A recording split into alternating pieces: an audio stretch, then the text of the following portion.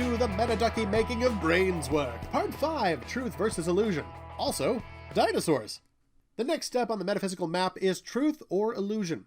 When perception matches reality perceived, we have truth.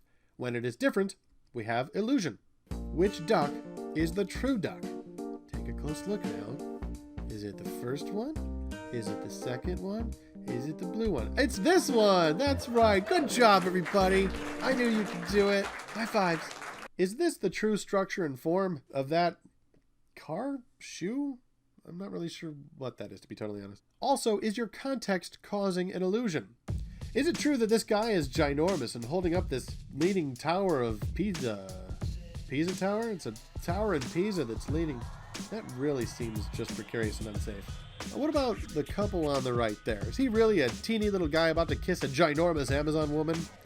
Or is there something else we don't know that makes sense of these pictures?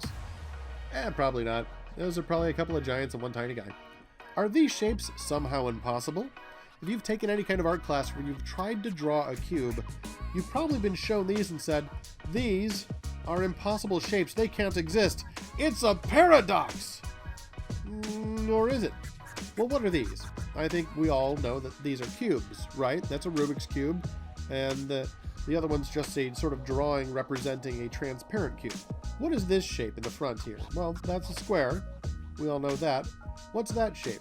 Well, if it's a cube, then that shape on the top would be another square, because a cube is made up of 6 individual squares all together into a shape, into a form. But what is this shape? Well, it's that. Is that a square? No, it's some kind of rhombus. None of these is a cube. These are all flat. Your brain rejects the first as impossible because you've been taught to consider the second and third as cubes, when in fact they are flat, two-dimensional images representing cubes. When you realize they're all flat images, the impossibility goes away. There's nothing impossible about that first image because it is a drawing. It is a series of lines. If somebody told you that it was an accurate representation of a three-dimensional shape, then you have an issue. But in the context of it being an image, it's just an image. It's just lines and drawings, just like everything on your computer screen is literally flat. It's not impossible or a paradox until you try to take it from 2 dimensions into 3. Let's look at another example of apparent paradox. How long ago did this dinosaur live? How old is this skeleton? This is Sue. She's a T-Rex. Now, if you said millions of years ago, you've just created an illusion for yourself, much like you did with the pictures of the cubes. Just as you were taught that the shape below is impossible because it could not be a real cube, you've been taught that dinosaurs lived millions of years ago. And you probably haven't thought about it past that. But why do you believe it? The shape below stops being impossible once you realize it's a flat drawing. Similarly, the dinosaur becomes one of God's recent creations which lived with man once you realize that there are no reasons to believe dinosaurs or anything else lived millions of years ago.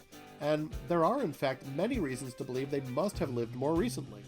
Once you take it out of the paradigm of the assumed millions of years, the millions of years just go away. But let's look at some evidence. Dinosaur soft tissue. Found in at least half a dozen dinosaur species, soft tissue like skin, bone, and blood vessels cannot survive for millions of years, and thus these dinosaur fossils cannot be millions of years old. Also, dinosaur footprints stepping into human footprints. Well, clearly the human footprint was there first, and then the dinosaurs stepped into it. So they had to be there at the same time, stepping into the same puddle of mud. So, how old is this skeleton? The answer you come up with depends on what you believe before you're asked the question. If you believe the Bible, Sue here is less than 6,000 years old. Of that, you can be certain. Alright kids, here's your homework, especially you, the Christian church. Learn to think, and learn to think biblically. The Bible tells you to love the Lord your God with all your mind and to be transformed by the renewal of your mind. So if you think you're living the Christian life without using your brains, you're doing it wrong. Use your brains, people, be transformed, and love the Lord your God with all your mind. You'll be glad you did. I hope you enjoyed this bit of orange. Thank you for liking and subscribing, and remember, my friends, Jesus loves you.